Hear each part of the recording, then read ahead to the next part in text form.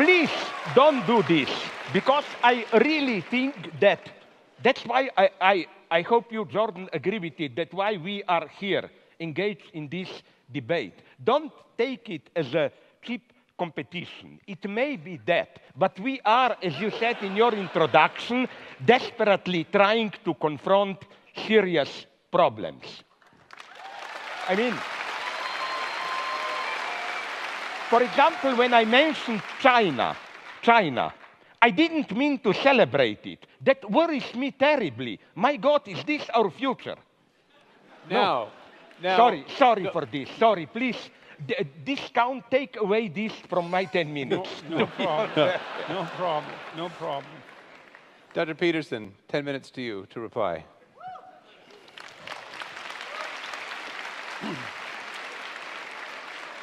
So I like to speak extemporaneously, but Dr. Žížek's discussion was so complex that there's no way that I can juggle my responses spontaneously. So, okay, yeah. Well, and achievement managed, I would say.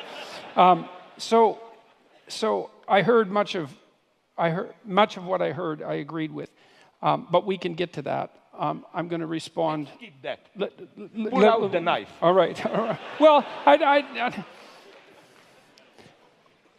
I heard a criticism of capitalism, but no real support of Marxism. And that's an interesting thing, because for me, the terms of the argument were, well, there were three terms of the argument, let's say. There was capitalism, there was Marxism, and there was happiness. And I would say Dr. Žížek focused probably more on the problems of capitalism and the problems of happiness than on the utility of Marxism. And that actually comes as a surprise to me, because I presumed that much of what I would hear would be a support of something approximating traditional or even a-traditional Marxism, which is why I organized the first part of my talk as an attack against Marxism per se. Okay, so now Žížek points out that there are problems of capitalism. And I would like to say that I'm perfectly aware that there are problems with capitalism. I wasn't defending capitalism, actually, in some sense. I was defending it in comparison to communism, which is not the same thing. Because as Winston Churchill said about democracy, it's the worst form of government there is, except for all the other forms. And so you might say the same thing about capitalism, is that it's the worst form of economic arrangement you could possibly manage, except for every other one that we've ever tried. And I'm dead serious about that. I'm not trying to be flippant. I mean that it isn't obvious to me, and when Dr. Žížek is speaking in more apocalyptic terms, it isn't obvious to me that we can solve the problems that confront us. And it's also not a message that I have been purveying that unbridled capitalism per se, as an isolated, what would you say, social economic structure, actually constitutes the proper answer to the problems that confront us. So I haven't made that case in any of the lectures that anything I've written or any of the lectures that I've done, because I don't believe it to be true. He said, well, what's the problems with capitalism? Well, the commodification of cultural life, all life, fair enough. There's something that isn't exactly right about reducing everything to economic competition. And capitalism certainly pushes in that direction. Advertising culture pushes in that direction. Sales and marketing culture pushes in that direction. And there's reasons for that, and I have a certain amount of admiration for the necessity of advertisers and salesmen and marketers. But that doesn't mean that the transformation of all elements of life into commodities in a capitalist sense is the best way forward. I don't think it is the best way forward. I think the evidence for that's actually quite clear. There is, by the way, a relationship. This is something I didn't point out before. There is a relationship between wealth and happiness. It's quite well defined in the psychological literature. Now, it's not exactly obvious whether the happiness measures are measures of happiness or whether they're measures of the absence of misery. And my sense is, as a psychometrician who's looked at these scales, that people are more concerned with not being miserable than they are with being happy. And those are all actually separate emotional states mediated by different psychobiological systems. It's a technical point, but it's an important one. There is a relationship between absolute level of income and self-reported lack of misery or happiness. And it's pretty linear until you hit, I would say, something approximating decent working class income. And so what seems to happen is that wealth makes you happy as long as it keeps the bill collectors at bay. Like once you've got to the point where the misery is staved off as much as it can be by the fact that you're not in absolutely economically dire straits, then adding more money to your life has no relationship whatsoever to your well-being.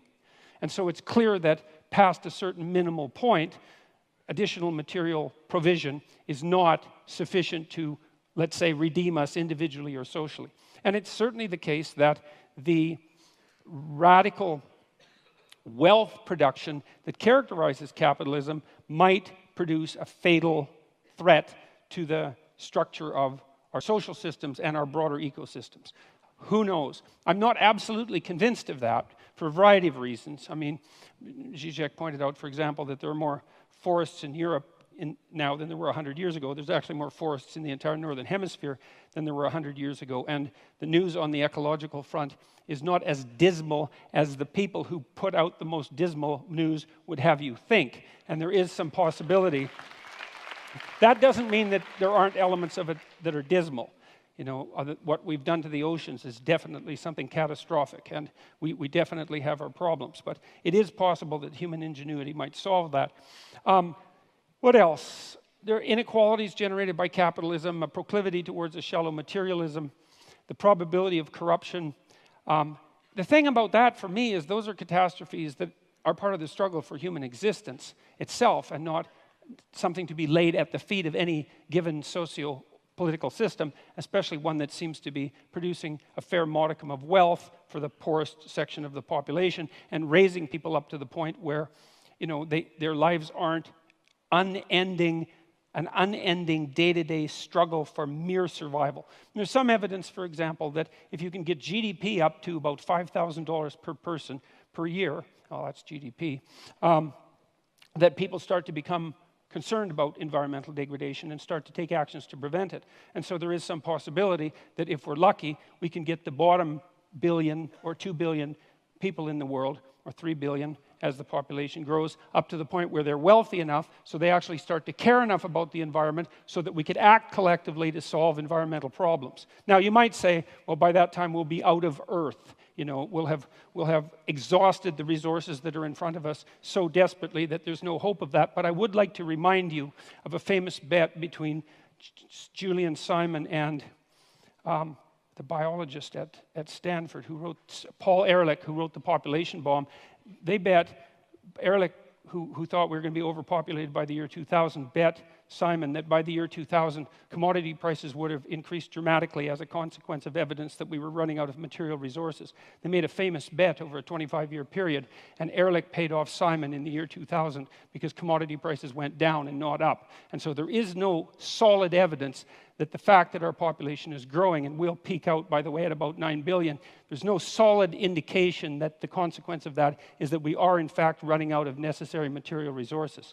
And so it's a danger, but it's not a danger that's proven. And there is some utility in considering that the addition of several billion more brains to the planet, especially if they were well-nourished brains, as they increasingly are, might help us generate enough problem solvers so that we can stay ahead of the looming ecological catastrophe as our population balloons outwards. Now, we're going to peak at 9 billion. It's not much higher than we are now, and it looks like we might be able to manage it. The other thing is that I didn't hear an alternative, really, from Dr. ژیژek. You know, he admitted that the rise to success of the Chinese was in part a consequence of the allowance of market forces, and decried the authoritarian tendencies, and fair enough, that's exactly it. It also seemed to me that the social justice group identity processes that Dr. ژیژek was decrying are, to me, a logical derivation from the oppression narrative that's a fundamental presupposition of Marxism. So there, I never heard a defense of Marxism in that part of his argument as well. And so for me, again, it's to ask, what's the alternative? I also heard an argument for egalitarianism, but I heard it defined as equality of opportunity, not as equality of outcome, which I see as a clearly defined Marxist aim. I heard an argument for a modified social distribution of wealth, but that's already part and parcel of most modern free market states with a wide variation and an appropriate variation of government intervention, all of which constitute their own experiment. We don't know how much social intervention is necessary to flatten the tendency of hierarchies to become tilted so terribly that only the people at the top have everything and all of the people at the bottom have nothing. It's a very difficult battle to fight against that profound tendency, much deeper than the tendency of capitalism itself, and we don't exactly know what to do about it.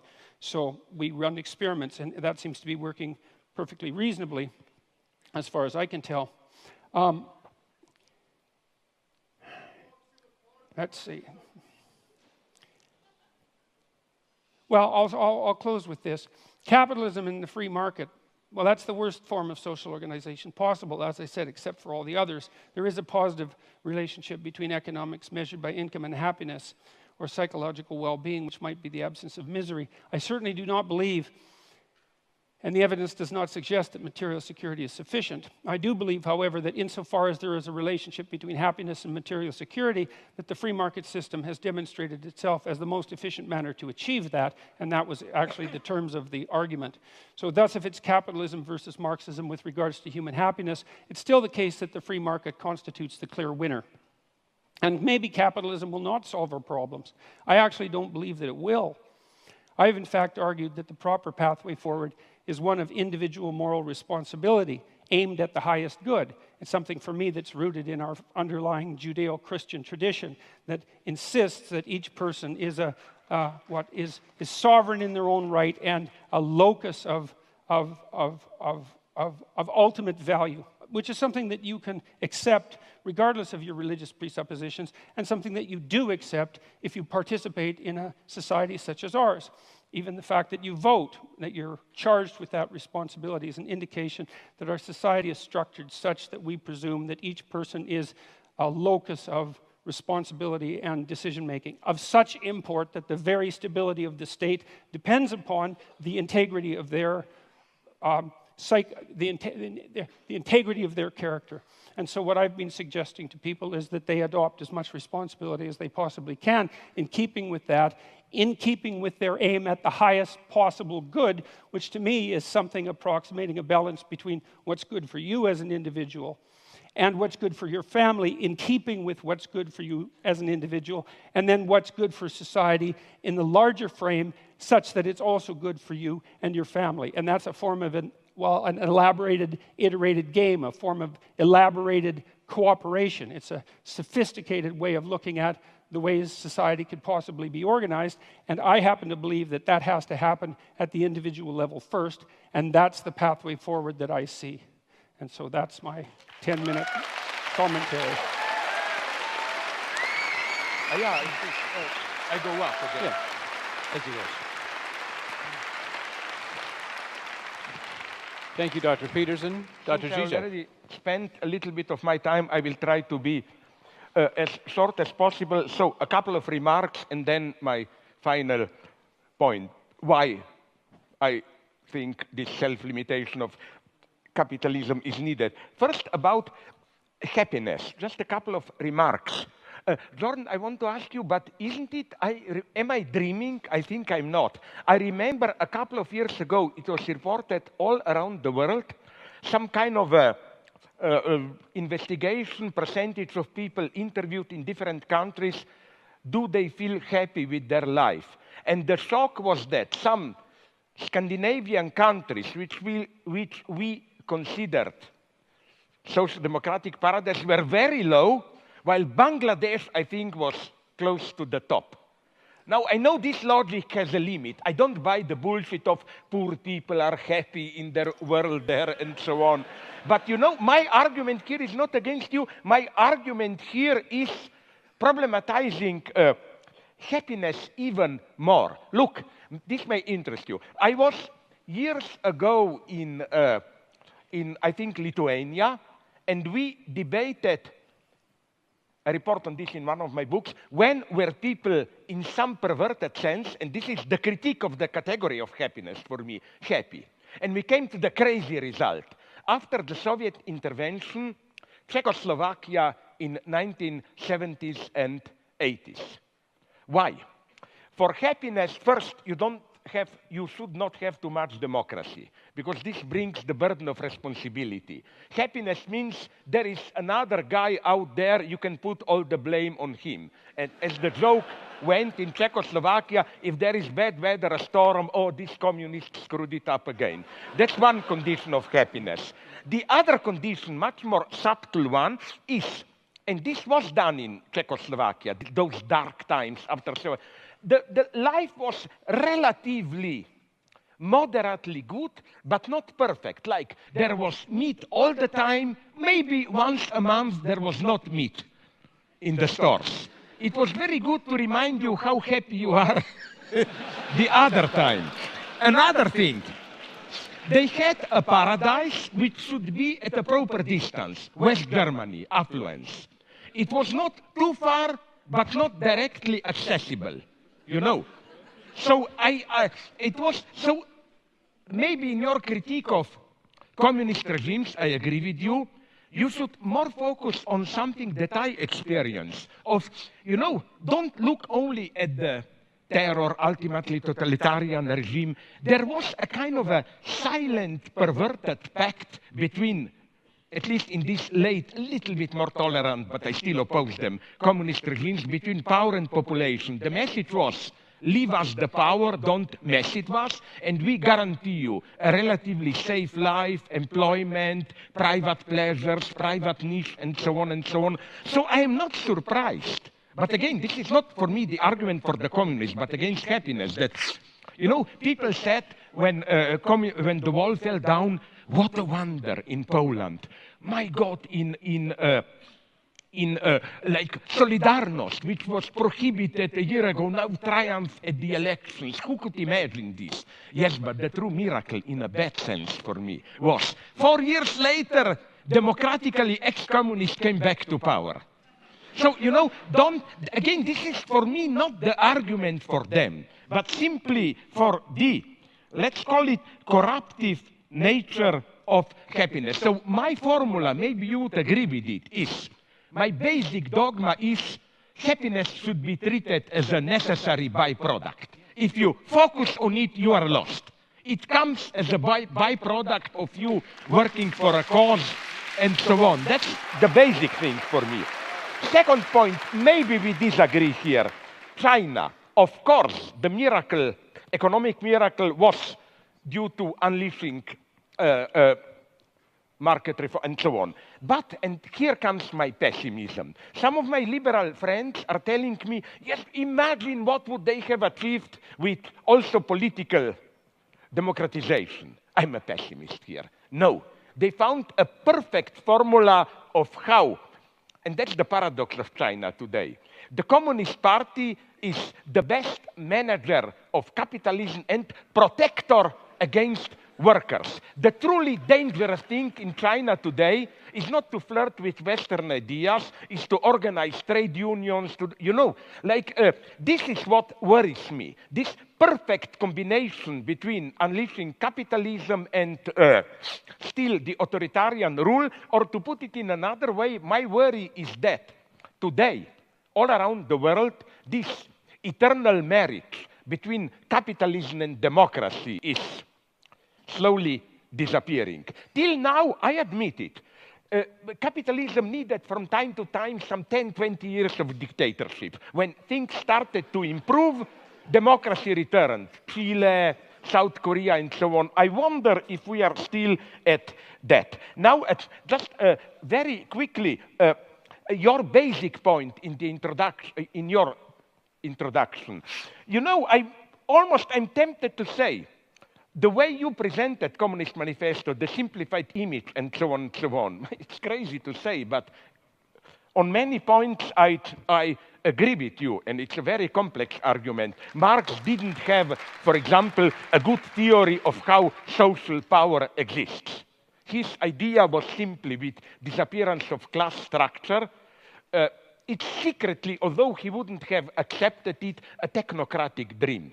Like, by experts, social life will be run as a perfect machine. Although he was at least aware of the problem, which is why he was so enthusiastic, Marx, about Paris Commune, you know, which was precisely not centralized power. So I'm not just defending Marx. I'm saying it was not clear to him.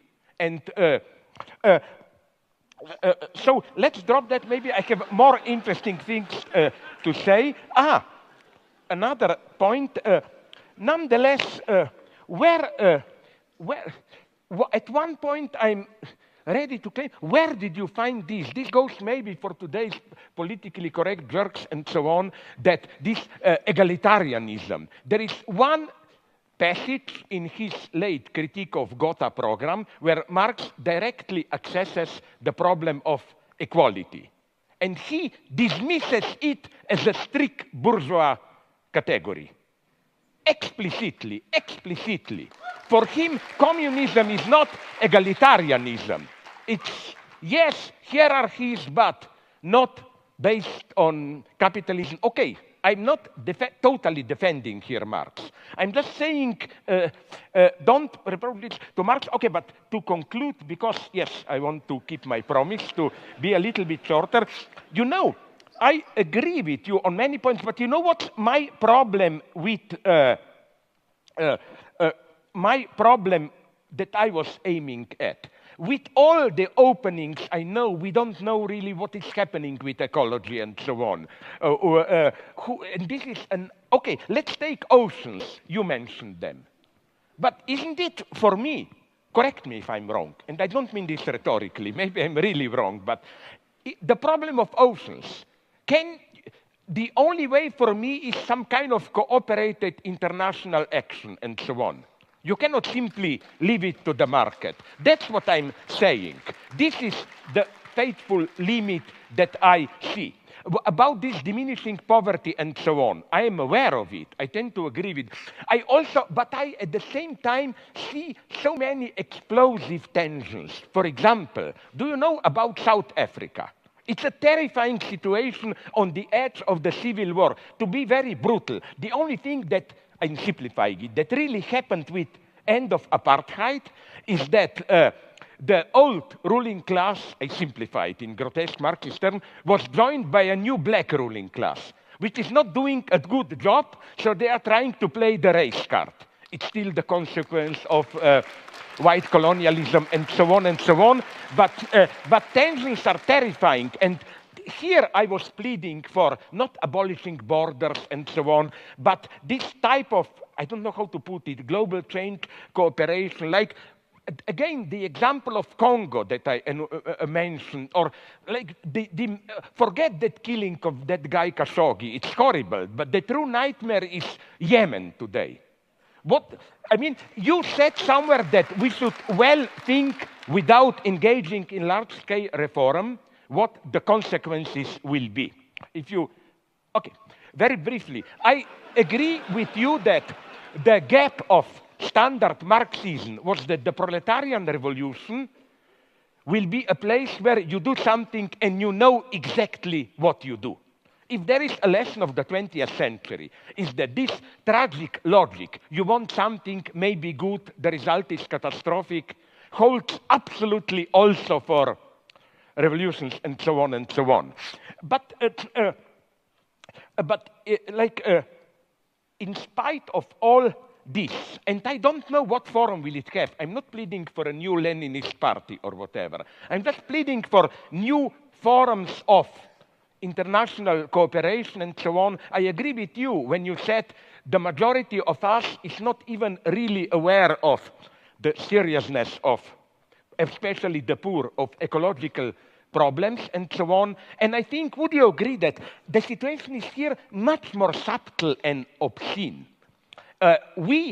It's that logic that in psychoanalysis is called disavowal, Verleugnung. In French, je sais bien, mais quand même. We know ecological problems, but we don't really take them seriously. And here I see problems, and I don't see an easy way out. I am a pessimist, if you ask me. When people say, no, but they are growing, protests are growing, and so on and so on. Yes, I'm listening to this story from when I was young, you know. They are growing, and then look what happened. The mega tragedy is, for me, for example, what happened to Syriza. They were elected for change, whatever, and they become, and I'm not blaming them, they become the perfect executors of austerity program. So I just see problems. I'm a pessimist. And I'm not a radical pessimist. But you have to, maybe here we are different. I noticed with your final speech, that final moment of your intervention, that it's very strange, because usually Marxists have this stupid optimist anthropology. Just get rid of capitalist terror and we will all be happy. My God, I'm much more a pessimist. I don't believe in human goodness. Never underestimate evil, never underestimate envy. I mean, it's part of my nature. In Slovenia, we have a wonderful story. A godlike figure comes to a farmer, and I will stop immediately, and asks him, I will do to you whatever you want. Just, I warn you, I will do twice the same to your neighbor. You know what Slovene farmer answers? Fine, take one of my eyes. You know, we are in this. Don't underestimate this. I don't see any simple, clear way out. Thank you.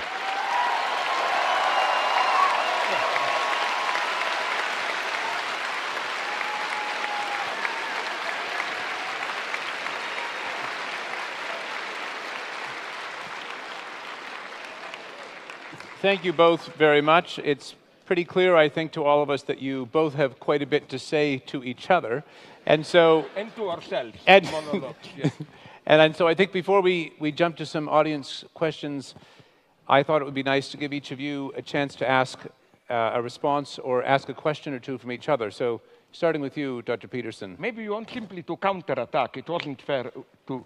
Well, I've only... To do your reply. I had 3 questions, and 2 of them are now completely irrelevant. And so I have 1 left, I guess.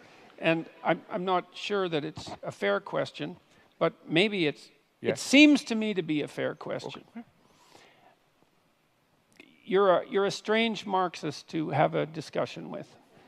And, well, but here's why. This is not an insult by any stretch of the imagination. No. I mean, one of the things that struck me when I was looking at your work was that well, first of all, you're a character, you know, and that's an interesting thing. Like Is this an insult or not? It's not an insult.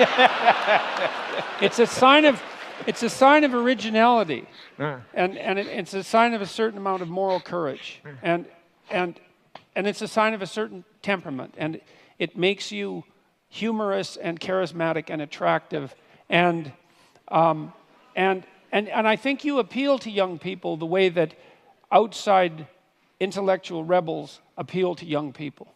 And so those are all positive things that can be used positively or negatively. And my question is, like, it seems to me that your reputation, unless I'm very misinformed about this, is as a strong supporter of Marxist doctrines on the left, or was that? And so then my question is, given the originality of your thought, why is it that you came to presume at some point in your life, perhaps not now and perhaps still, that the promotion of Marxism rather than Zizekism was appropriate? Because it seems to me that there's enough originality in your body of thought and lateral thinking in the manner in which you approach intellectual ideas that there's just no reason for you to be allied with a doctrine that's 170 years old and that is, if capitalism is rife with problems, is twice as rife with problems as that. And so you're kind of a mystery to me in that way. And so that's my question. Okay. Very briefly, I developed systematically in my book critical insights into many traditional Marxist theses, so no doubt here. You know what I still admire nonetheless in Marx? Not those simplicities of Communist Manifesto, but I still think that his so-called critique of political economy, capital, and so on, is a tremendous achievement as a description of the dynamics of capitalist society. And if you read it closely, Marx is much more ambiguous and open there. For example, he mentions, for example, apropos what you referred to, he mentions that law of diminishing return, like why crisis will arrive necessarily, poor are getting poorer. But then he is honest enough to enumerate 7 or 8 counter tendencies. And if you read him closely, you will see that precisely those tendencies prevailed later. Or forget Communist Manifesto, go to read his political analysis of its unsurpassable 18 Brumaire and so on of the 1848 revolution, which are incredibly complex, no traces of that class binary there. Marx deals with middle classes with crucial, lumpenproletariat with the ambiguous role of intellectuals and so on and so on. But basically, what I was pleading for, and I like to put it in paradoxical terms, was for a return from Marx back to Hegel.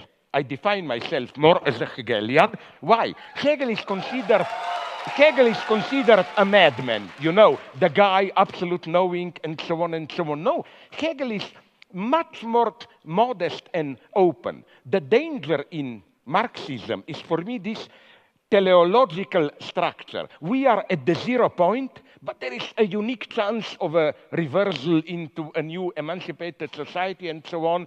And the danger here is that of self-instrumentalization. Proletarian Communist Party is an agent of history which knows the laws of history, to put it, follows them, and so on. That's the catastrophe. In Hegel, such a position is strictly prohibited. In Hegel, whenever you act, you err. So, you know, you have to, there is no position of this pure acting where you know what you are doing and the result will be. So this would be my main point. So yes, my formula is kind of ironically, I know Hegel is the greatest idealist, materialist reversal of Marx by turning back to Hegel. For Hegel says in a part that people don't read, Introduction to Forward to Philosophy of Right, he says explicitly that the owl of Minerva takes off in the evening when there is dusk. So philosophy can just grasp a social order when it's already in its decay. Philosophy cannot see into the future. It's radical openness. We need this openness today. The tragedy today, maybe we agree here, is that we really don't have a basic, how should I call it, cognitive mapping. I don't think we have here a clear insight into where we stand, where we are moving, and so on and so on. So I'm much more, again, sincerely of a pessimist. Please, yeah, reply. Can I ask you now a question? Let me respond, Yeah, and then you can ask me a question. Of course. So, sorry. Well, I don't have anything to quibble about with what you just said. But. Well, no, there's not even a but, really. It's that even if what you said about Marx's more sophisticated thought is true, I think the unfortunate reality is that any support for Marxism, especially directed towards those who are young, is likely to be read as support for the most radical and revolutionary proclivities. And I would say that as they're outlined in the document that I described, in the Communist Manifesto, that they're of extraordinary danger. And so it seems to me that by attempting to, rescue the sheep, you've sort of invited the dragon into the house. And that seems to me to be dangerous and unfortunate. Here I can answer you by asking you my question. Because, you know, very naively, you mentioned, first, do you really, where did you find the data that I simply don't see it? Okay, let me begin by this. You designate your, under quotation marks, I'm not characterizing here, enemy, or what you are fighting against, as sometimes you call it postmodern neo-Marxism. I know what you mean. All this, from political correctness to these excesses of whatever spirit of envy and so on and so on. Do you think they are really, where did you find this data? I don't know them. I would ask you here, give me some names or whatever. Where are the Marxists here? I don't know any, who is a Marxist here? Well, show me any big names of political correctness. Well, I think they fear like a good vampire fears garlic. This is why they are already, the one who is not a Marxist, but at least approaches economic topic, Bernie Sanders, he is already under attack as white male and all that stuff and so on. My problem would be with this one. What you describe as postmodern neo-Marxism, where is really the Marxist element in it? They are for equality. Sorry, where? They are for equality at these cultural struggles, proper names, how do we call each other? Do you see in them, in political correctness and so on, any genuine will to change society? I don't see it. I think it's a hyper-moralization, which is a silent admission of a defeat. Well, that's my problem. Why do you call, give me, no, it's not a rhetorical question for politely saying you are an idiot, you don't know what you're talking about.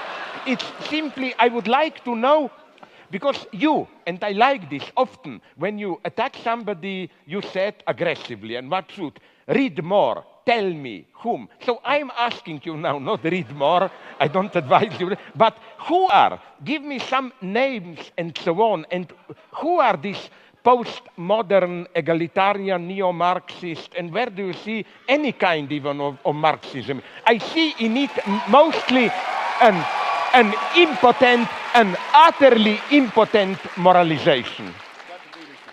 Please, I'm so sorry that I was too long. No, that's no problem. Please. Well, I mean, organizations like Jonathan Haidt's, what's it called? Heterodox Academy, and other organizations like that have documented an absolute dearth of conservative voices in the social sciences and the humanities, and about 25%, according to the what I think are reliable surveys, approximately 25% of social scientists in the US identify themselves as Marxists. And so there's that. But where are the results? Okay, but can you name me one? I know a couple of Marxists. For example, who does very solid economic work. Yeah. I don't totally. David Harvey, one. But he writes very serious books of economic analysis and so on and so on. Then there is the old guy who is far from simplification, Frederick Jameson and so on. But they are totally marginalized today. In this politically correct mainstream, you know, I don't see.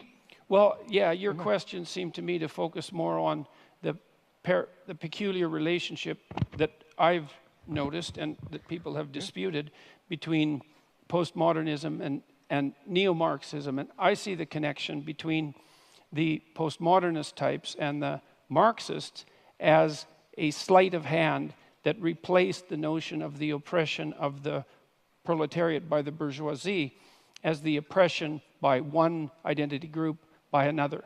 Totally agree with you. Okay, so so now look, we could but have. But that's precisely a non-Marxist gesture par excellence. Well, that's the I guess that's where we might have a dispute, because I think what happened, especially in France in the 1960s, is as the radical Marxist postmodern types like Derrida and Foucault realized that they were losing the moral battle, especially after the information came out of the Soviet Union in the manner that it came out, that the whole bloody Stalinist the whole Stalinist catastrophe, along with the entire Maoist catastrophe, that they didn't really have a leg to stand on.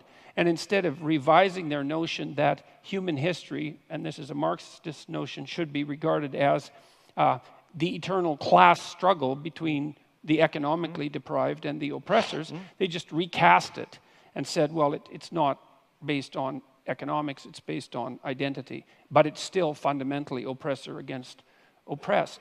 And to me, that meant that they smuggled the fundamental narrative of Marxism and many of its goals back into the argument without ever admitting that they did so. Now, I've been criticized, for this supposition because people who are postmodernists say, look, one of the hallmarks of postmodernism is skepticism of meta-narratives. It's like, I know that perfectly well.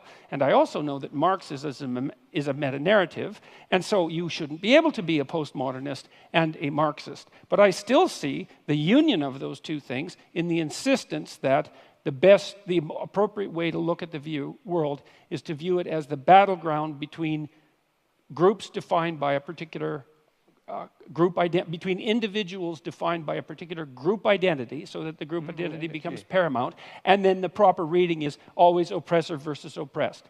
With a secondary insistence that's very similar to Marx's insistence upon the moral superiority of the proletariat, that the oppressors are by definition, because they're oppressed, morally superior. And there's the call for perhaps not revolutionary change, although that comes up above, but change in the structure so that that oppression disappears, so that a certain form of equality comes about. Now, you argued that Marx wasn't a believer in equality of outcome, and I'm not so sure about that, because his notion of the eventual utopia that would constitute genuine communism was a place where all class divisions were eradicated. But so there's hierarchies. Well, there's at least an implication that the most important of the hierarchies had disappeared. And so maybe he had enough sophistication to talk about other forms of hierarchies, but if that's the case, then I can't imagine why he thought that the utopia that would emerge as a consequence of the elimination of economic hierarchies would be a utopia. Because if there were other forms of hierarchies that still existed, people would be just as contentious about them as they are now. Like we have hierarchies of attractiveness, for example, that have nothing to do with economics or very little to do with economics, and there's no shortage of contention around that or any other form of ability. And so that's why I associate the social justice types who are basically postmodernist with they're postmodernist with Marxism. It's the insistence that you view the world through the narrative of oppressed versus oppressor. And I think it's a catastrophe. I think it's a catastrophe. And you appear to think that it's a catastrophe as well. Just one sentence, and then you can reply. It's so strange that you mention, for example, somebody like Foucault, who, for me, are you aware that his main target was Marxism? Okay, for him represented his game was never a radical change, and this is what I don't like in this, what you call postmodern, let's not call them Marxists, but revolutionaries. It's this enjoying your own self-marginalization. The good thing is to be on the margin, like not in the center and so on and so on. It almost made me nostalgic for old communists who at least had the honesty to say, no, we don't enjoy our marginal position. We want to do something central power. I find so disgusting. It's no wonder you don't get invited to lots of places. Yeah. No, Foucault for me embodies this logic of revolution, and by revolution he meant any social change, serious, bad small resistances and so on, small marginal places of resistance and so on and so on. So, okay, but let's maybe drop it here if you want, but since you are replying my question, you should have the last word here. No, I'll stop with that. Let's move to the next. We'll get back to these topics, no doubt, as we move forward with the question. So I'm happy to let that particular issue stop Did there. you already do your Stalinist manipulation and censored the questions and how? Because this program that he described to us, through some screens, questions, and so on, I think it puts him to the one who decides which questions are, as Stalinist would have put in, are the real voice of the people and so on. Well, hopefully we can trust him. Let's move on from that. At heart this evening, we're talking about happiness. At least that's the frame of the debate that we have tonight. And you've both been, in your work and also tonight, very critical of happiness as mere hedonism, pleasure-seeking, or even simply as a feeling. What does true or deeper human happiness consist of, and how is it attained? I don't care. Well, I don't, first of all, there's something you said 5 minutes ago or so, I think you were still at the podium, that I agree with profoundly, which is that happiness is a side effect. It's not a thing in itself. It's something that comes upon you. It's like an act of grace in some sense. And my sense is I accept even the theological undertone of what you said. Okay, The category of grace can be used in a perfect atheist sense. It's one of the deepest categories. Yeah, well, I'm sorry. Okay, good. Well, I would think that we could find agreement about that because partly because of your psychoanalytic background. You know perfectly well that we're subject to forces within us that aren't of our voluntary control. And certainly happiness is one of those because you cannot will yourself to be happy. You might be able to will yourself to be unhappy, but you can't will yourself to be happy. There are certain preconditions that have to be met that are quite mysterious in order for you to be happy, and then it happens. And then maybe if you're wise, you regard that as a minor incomprehensible miracle that somehow you happen to be in the right place at the right time. Now, I've made the case that the most effective means of pursuing the good life, which is not the same as pursuing happiness, is to adopt something like a stance of maximal responsibility towards the suffering and malevolence in the world. And I think that that should be pursued primarily as an individual responsibility. It's not like I don't think that political and familial larger organizations are necessary, but in the final analysis, we each suffer alone in some fundamental sense. And we have our own malevolence to contend with in some fundamental sense. And the proper beginning of moral behavior, which is the proper beginning of the right way to act in the world, is to take responsibility for that. I think you do what you can to conceptualize the highest good that you can conceptualize. That's the first thing, to develop a vision of what might be. And it has to be a personalized vision as well as a universalized vision. And then you work diligently to ensure that your actions are in keeping with that. And you allow yourself on that pursuit to be informed by the knowledge of your ignorance and the necessity for acting and speaking in truth. And a fair bit of that, I believe, is derived. I think it's fair to say that that's derived from an underlying Judeo-Christian ethic. And I make no bones about the fact that I think of those stories metaphysically or philosophically or psychologically as fundamental to the proper functioning of our society insofar as it can function properly. And so it's not happiness, it's meaning. And meaning is to be found in the adoption of responsibility. And then I'll close with this. Responsibility is not only to do what you believe to be right. That's not, because that's duty. That's not enough.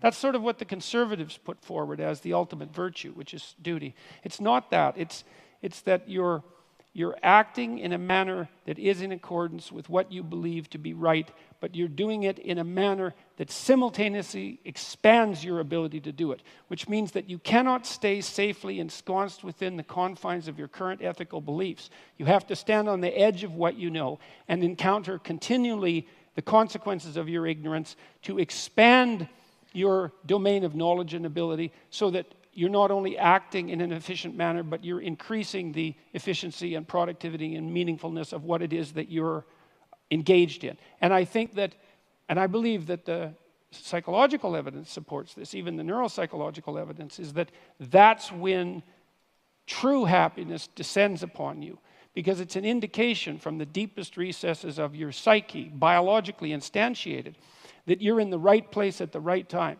You're doing what you should be doing, but you're doing it in a manner that expands your capacity to do even better things in the future.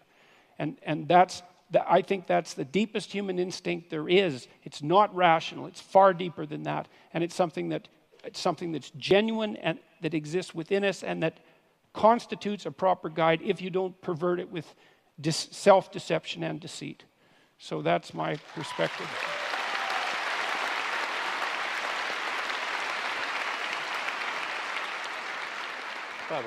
Yeah, okay. I'll try, if you are stupid enough to believe me, to be brief. You know?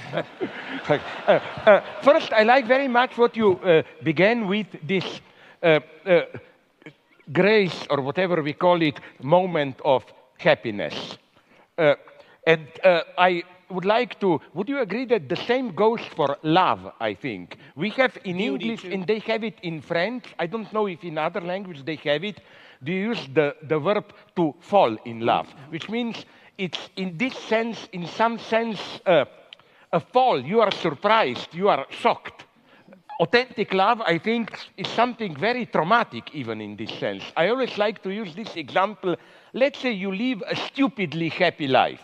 Maybe one night stand here and there, you drink with friends, then you fall in love passionately. This is, in some sense, a catastrophe for your life. All the balance is lost and so on. Yes, you know.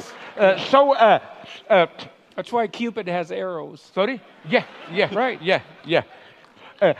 Absolutely. So, where I second, surprisingly maybe for you, I agree with your point about Judeo-Christian legacy, for which I am very much attacked, Eurocentrist and so on and so on. You know, I wonder if you would agree with it. I will try to condense it very much. You know what's for me the deepest, I simplify it to the utmost, something unheard of, and I, as an atheist, accept the spiritual value of it, happens in Christianity. In other religions, you have God up there, we fall from God, and then we try to climb back through spiritual discipline, whatever, training, good deeds, and so on and so on. The formula of Christianity is a totally different one. As we philosophers would have put it, you don't climb to God. God, you are free in a Christian sense when you discover that the distance that separates you from God is inscribed into God himself.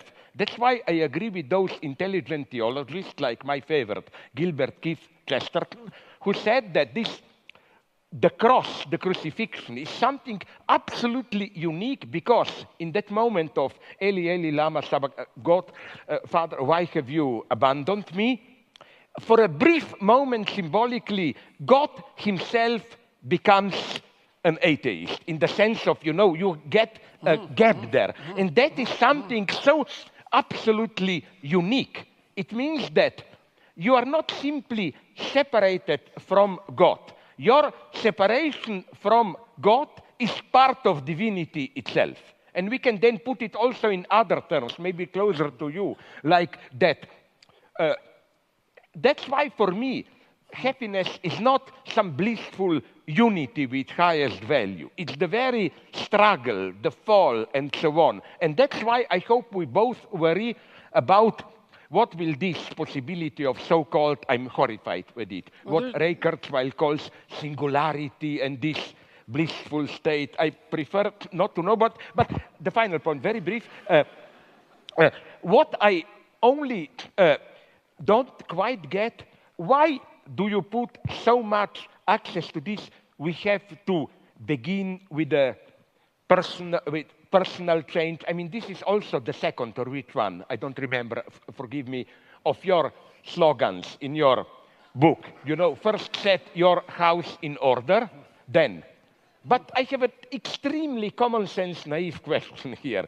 But what if in trying to set your house in order, you discover that your house is in disorder precisely because the way the society is messed up, which doesn't mean, okay, let's forget about my house.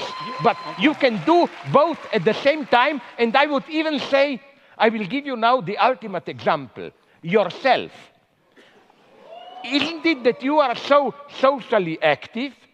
Because you realize that. It's not enough to tell to your patients, set your house in order. Much of the reason of why they are in disorder, their house, is that.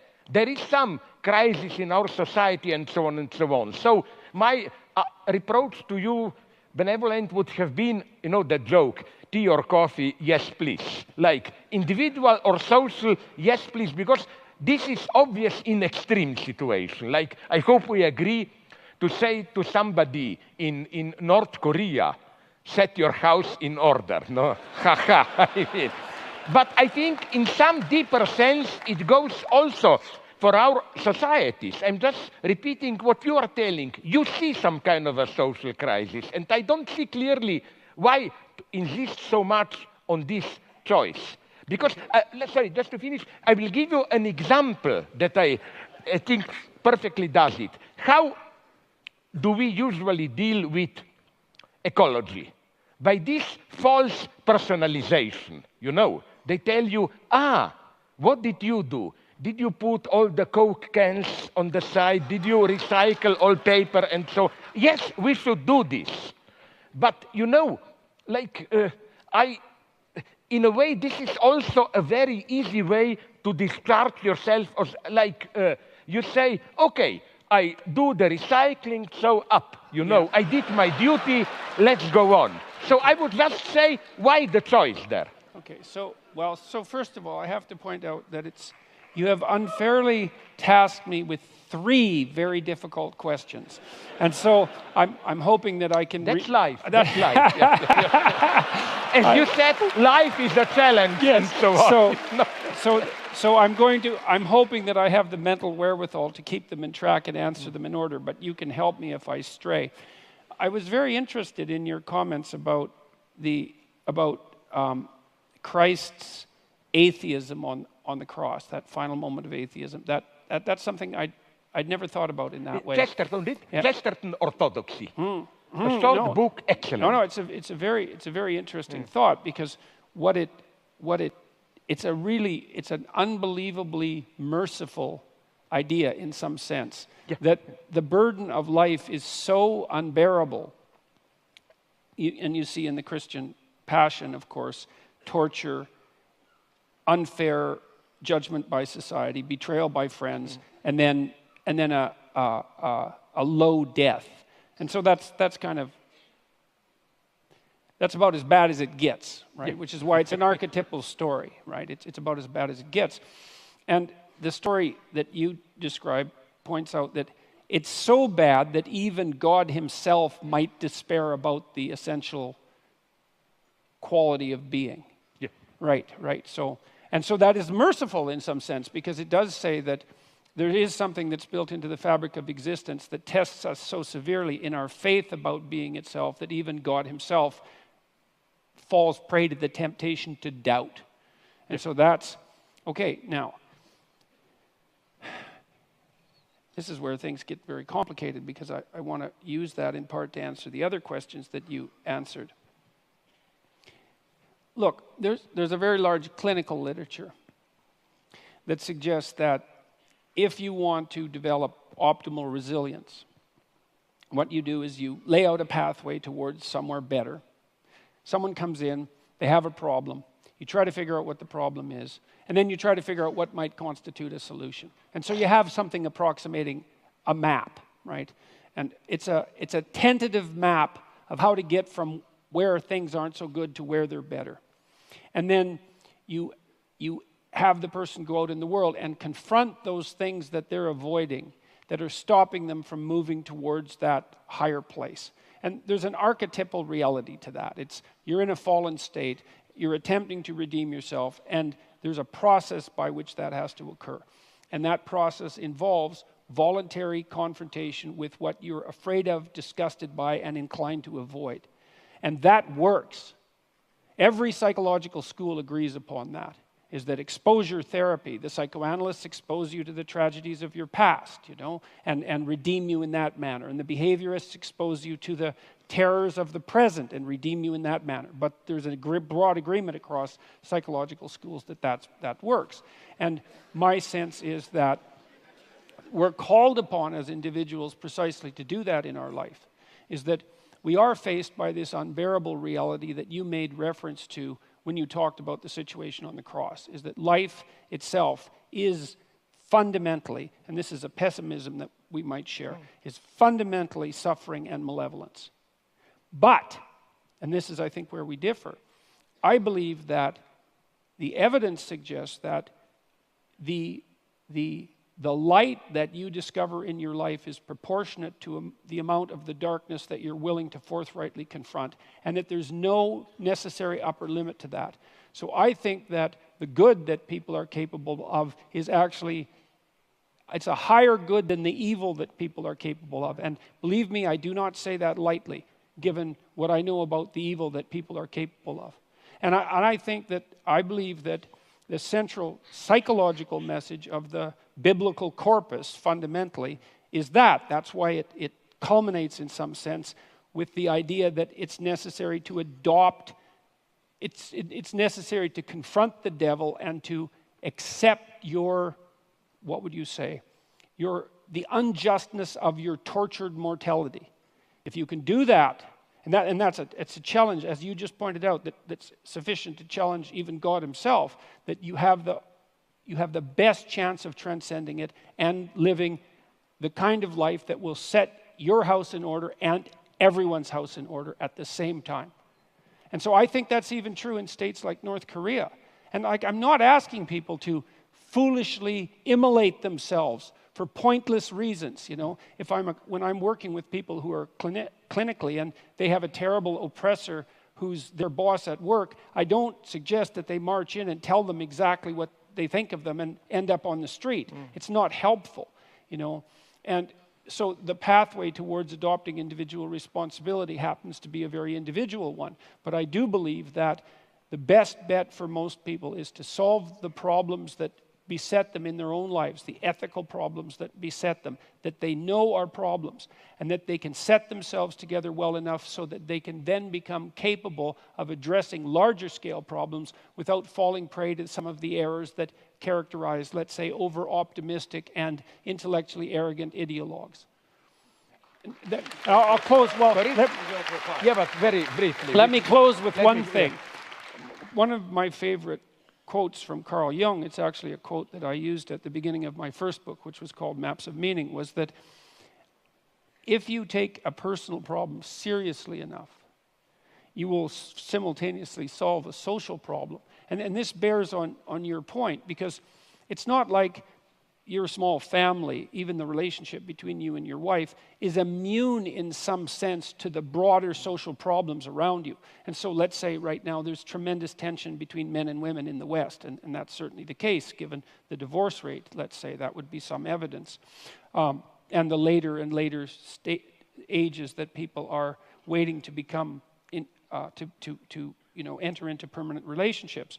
There's a real tension there. And then if you do establish a relationship with a woman or a partner, but we'll say a woman in this particular case, you are instantly faced with all of the sociological problems in a microcosm in that relationship. And then if you work those damn problems out, if you can work them out within your relationship, then you can get some insight. It's not complete insight, but you can get some partial insight into what the problem actually is and get the diagnosis right, and you've moved some small measure forward in addressing what might constitute the broader social concern. And what's even better, you're punished for your own goddamn mistakes. And that's another thing I like about the idea of working locally, is that, if I do broad-scale social experiments and they fail, it's like, well, tough luck for the people for whom they failed. But if I'm experimenting on myself within the confines of my own relationship and I make a mistake, I'm going to feel the pain. And that's good, that's just, but it also gives me the possibility of learning. And so I believe that you do solve what you can about yourself first before you can set your family straight and before you should dare to try to set the world straight. Otherwise you degenerate into this kind of, you already talked about it, this shallow moralizing, this well, I've divided my goddamn Coke cans up, and now I can spend more money on new packaging at the supermarket, which is exactly what the psychological research indicates that people do if they perform a casual moral action. They immediately justify committing a less moral action because they've put themselves in a higher moral place. And you might, if you were a real pessimist, you'd say, well, that's why they performed the action to begin with. I think that's often true. That's associated with that shallow moralizing. Are we too much in this direction? Or again, I will put in my Stalinist terms, would you go as far as to say, who needs the people? We talk for the people, and we know better than the people. No, because I don't want to take too much of the time for the public, but you know what interests me? Would you then agree, because this is how Hegel reads the story of the fall, that fall really is felix culpa, in the sense that for Hegel, before the fall, we are simply animals. It's through the fall that you perceive goodness as what will drag you out of the fall. So in this sense, fall is constitutive of the very, it's not you fall from goodness. You fall, and that's the dialectical paradox. Your fall retroactively creates what you fell from, as it were. And that's the tough lesson for cheap moralists to accept. But where I see, very briefly, maybe a counter question. What fascinates me, we didn't cover this, I didn't cover this, but speaking about ideology, would you agree? What fascinates me more and more is not big ideology in the sense of projects and so on. In our cynical era, people claim, oh, we no longer take them seriously and so on. But, and here, for me, social dimensions enters even our intimate space. Implicit beliefs, ideological presuppositions, why not, which we embody in our most common daily practices. For example, probably some of you already know it, I will nonetheless repeat a very shortened version. I was occupied at some point by the structure of toilets in Western Europe. I noticed this specificity of German toilets where, the shit doesn't disappear in water. It is there exposed so that you smell it and control it for whatever. And I immediately associated it with German spirit of poetry and reflection and so on. It's a bad joke. But what I'm saying is that in a sense, and I've spoken with some specialists, I was so intrigued by how do you construct toilets, and they admitted it. There is no direct utilitarian reason. It is as if, even in something as vulgar as going to the toilet, ideology in this deeper sense is there. Another thing that at the same level, I repeat one of my old jokes, that fascinates me intensely is how it's not just as superficial psychoanalysts claim, we pretend to be moral to believe, but deeply we are cynical egotists. Quite often in today's times, we think that we are free, permissive, and so on, but secretly we are dominated by an entire pathological, or not even often pathological, structure of prohibitions and so on. So we may, and this is what interests me so much, precisely in today's time where, and this is how, would you agree, we would explain these simple facts which may appear weird, that how apparently they tell us we live in permissive times. Take your pleasure, enjoy it. But at the same time, there is probably, so some clinicians are telling me, more frigidity and impotence than ever. Yes. That the lesson of psychoanalysis, I hope we agree, is not this vulgar one. You cannot perform sexually. You go to a psychiatrist. He teaches you how to get rid of authority and so on. It's a much more complex situation. And this is what interests me immensely. All this set of implicit beliefs, how you don't even know, but you You know, I will repeat the story that half of you know and you. My favorite, that Niels Bohr anecdote. You know, he had a house outside Copenhagen, the quantum physics guy, and he had a horseshoe, a superstitious, above his door, yes. And then a friend asked him, but do you believe in it? Why do you have it there? And he said, of course not, I'm a scientist. Why then do you have it there? Because I was told it works. The idea is it prevents evil spirits to enter the house. It works even if you don't believe in it. Ne? That's ideology today. That's ideology today. It's fundamental. Okay,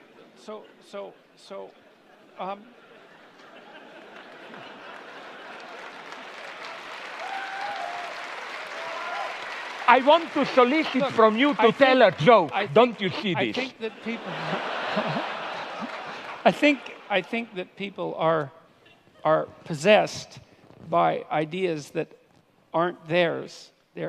And their personalities that aren't theirs. And that's the great psychoanalytic insight. It's not ideas, it's personalities. It's way worse than ideas. And some of those personalities might be the ones that are associated with the idea that freedom is found in maximizing hedonistic moment-to-moment pleasure or something like that, which sounds like freedom. Like for me, one of the things that I suggest to people is that they watch themselves as if they do not understand who they are or what they're ruled by. And then notice those times when they're where they should be. And that's back to our discussion about meaning rather than happiness. It's like you'll see there are times that in your life where you're somewhere or you've done something and all of a sudden you're together. You're where you should be. Your conscience is not disturbing you. You're not proud of what you did because pride is the wrong term, but you understand deeply that you've done something that you should have done. You might not understand why. You might not even understand what it is. But the study of that can help elucidate the difference between what actually constitutes you, which is a very difficult thing to discover, and what constitutes the accretion that characterizes you because of the, well, let's say your intense proclivity for socialized mimicry. And so, you know, I don't mean you personally, but people are amalgams of everything they've seen and everything every person they've watched. Yes, and everything they've read. And to integrate that and to find the truth that constitutes that integration is an incredibly difficult endeavor. And one of the reasons why in 12 Rules for Life, for example, I suggested that people try to tell the truth or at least don't lie is because one of the ways, apart from pursuing what appears to you to be meaningful, one of the ways of escaping from that possession by the kind of ideology that you're describing, which is it's like an unconscious of unidentified axioms. It's something like that, even though they take personified form. They're like personalities, is to stop saying things you know not to be true. It's a nice pathway forward. The original rule was tell the truth. And I thought, no, that's not any good because you're so biased and limited and ignorant and possessed that you don't know what the truth is. And so you can't be asked to tell it. But everyone does have the experience of being about to say or do something that they know by their own, they know as deeply as they can know anything about themselves, that utterance or action is wrong, and they still do it. Now, my suggestion is try to stop doing that. And one of the consequences, well, you can try in small ways, like you might not be able to manage it in big ways, but now and then, you're tempted to do something that you know to be wrong, and you could not do it. And if you practice that, you get better and better at not doing it, and that means you lie less, and you take the easy route out less, and you pursue hedonic pleasures that cost you in the future less. You start to straighten yourself out. You take the beam out of your eye. That's essentially what you're doing. And over time, you have some modicum of hope that your vision will clear up and you'll be able to see the proper pathway forward. And that's part of the process of redemption. And it seems to me to be in your grasp. You're capable of doing that. You have a conscience. It does inform you from time to time correctly about the difference between good and evil, the consequence, the knowledge, the consequence of the fall that you described, which I think you described in very eloquent terms, and that you can slowly make your way back to the straight and narrow path that's characterized by maximal meaning, but also, see, this instinct of meaning is a sophisticated one. It's not that I'm making a case for the individual, like Ayn Rand makes a case for the individual. That's not it. I'm making a case for individual responsibility. That's not the same thing. It's like there is something that's good for you, but it has to also be good for your family. If it's just good for you, that's not good enough. And if it's good for you and your family and it's not good for society, then that's not good enough either. And so the responsibility is to find a pathway that balances these things in a harmonious manner. It's like I got a lot of this thinking from Jean Piaget and his idea of equilibrated states, right?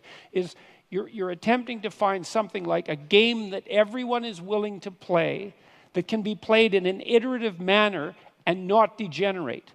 Well, hopefully actually ascend, if that's possible, hopefully become a better and better game across time. And I do believe that you can do that. I do believe that you can do that if you're guided by truth, and I do believe that the pathway to that is the phenomenology of meaning. And then the secondary consequence of that is, if you do that, now and then you might be happy. And then you should be profoundly grateful, because happiness, as we already agreed upon, is something like a grace. Just what basically, sorry. Again, my pessimism comes here. I agree with you, but the danger here ideology can massively enter. You describe a nice situation. You are tempted or ordered or whatever to do something that you know it's wrong.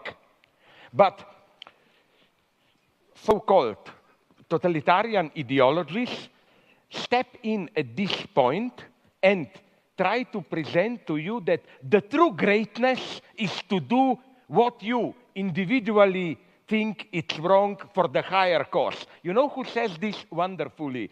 A horrible guy, not one. Heinrich Himmler of SS. No, sorry, seriously. No, he knew the problem. Yes. German officers must do horrible things. Yes. Kill Jews, and his solution was double. First, to let them know, as he put it somewhere, every idiot, okay, ordinary man can do something great, maybe, not all, sacrifice himself for his country. But his point was, but it takes a truly great man to be ready to lose his soul and to do horrible things for his country. Yeah. And I read some good memoirs of relatively honest communists who broke down when they were sent to the countryside famine in early 30s. And this is what they were told by apparatchik. You will see horrible things, children starving and so on. Remember, there is the higher cause, and your highest ethical duty is to overcome this small bourgeois sentimentality. So here I see the danger of, again, my pessimism, false meaning, which can massively cover this, false narrative. Second thing, also the solution by, I wonder if you share this pessimism of mine, another one by Himmler. You know what was his sacred book I read? He all the time had a special leather-bound copy in his pocket, Bhagavad Gita. He said, his problem was this one. He puts it perfectly. Nazi officers have to do SS horrible things. How to enable them to do it without themselves becoming horrible beings? His solution was Oriental wisdom. To learn to act from distance, I am not really there, and this was the shock of my life. Based on this, do you know the book? I found a book, the guy then wrote many books, Brian Victoria, Zen at War. It's a shocking book, especially horrible for many so-called anti-Eurocentrists who claim our monotheism is guilty of everything, we need Oriental. Yeah, but that book is about apart from a couple of exceptions, the behavior of Zen Buddhists community in Japan in the 30s, early 40s. Not only they totally supported Japanese expansion into China, they even provided properly Zen Buddhist justification for it. For example, the one, you know who did this? No, you are not as old as me. I remember him, D.T. Suzuki, the great yeah, but okay, he was doing this in the 60s, but as a younger guy, he was fully supporting Japanese militarism, and one of his justifications was this one: the advice of Japanese military to them to support Zen Buddhist training. Because he says, it's one of the most horrifying things that I've ever read, he said, sorry, don't take it personally, but let's say an officer orders me, if I were to tell this to you, it would be too obvious, so I pick you, I have to kill you, stab you with my knife. And he says, if I remain in this illusionary self, then I feel responsible, I kill you. But he says, if you are enlightened by Zen Buddhism, then you know there is no substantial reality. You become a neutral observer of your life, just a flow of phenomena, and you tell yourself, it's not that I am killing you, but in the cosmic dance of phenomena, my knife is floating and somehow your knife false. You know what I'm saying? This, I'm not disputing some spiritual greatness of Zen Buddhism. I'm saying how even the most enlightened this spiritual experience can serve a terrible cause. Now, because we're running very quickly out of time, and it's clear that this conversation could go for a very long time, I'm going to ask one representative question here and give you each 1 minute each. And that is simply this. Coming from online, what is one thing you hope people will leave this debate with, and why? Jordan.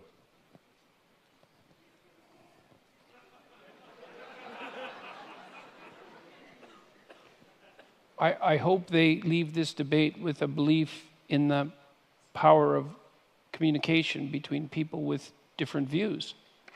You know, that's...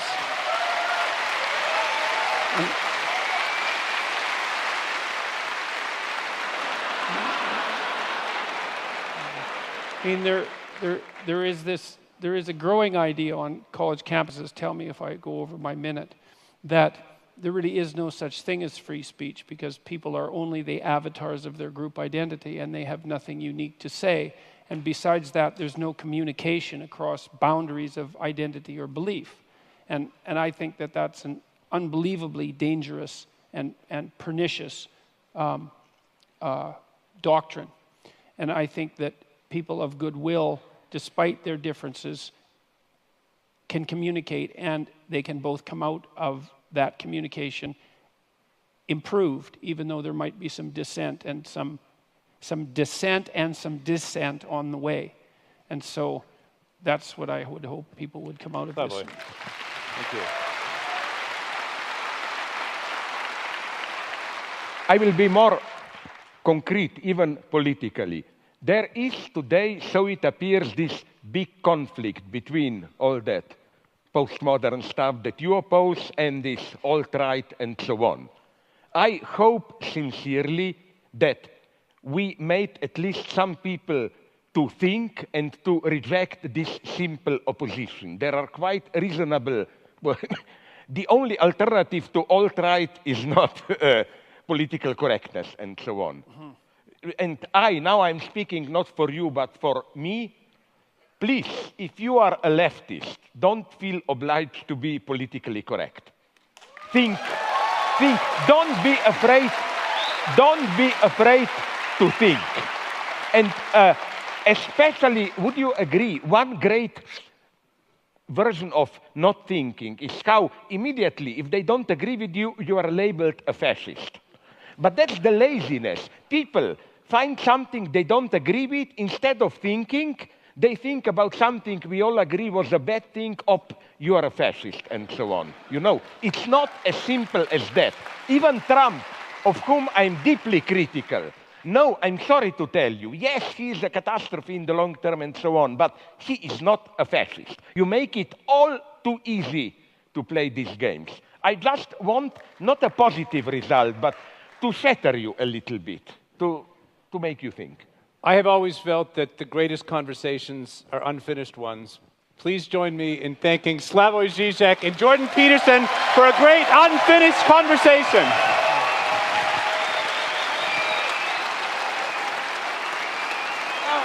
Hi.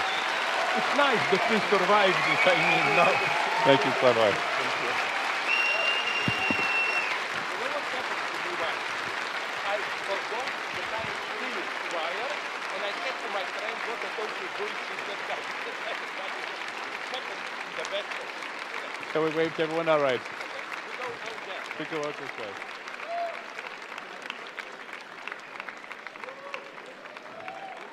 Good night, everyone.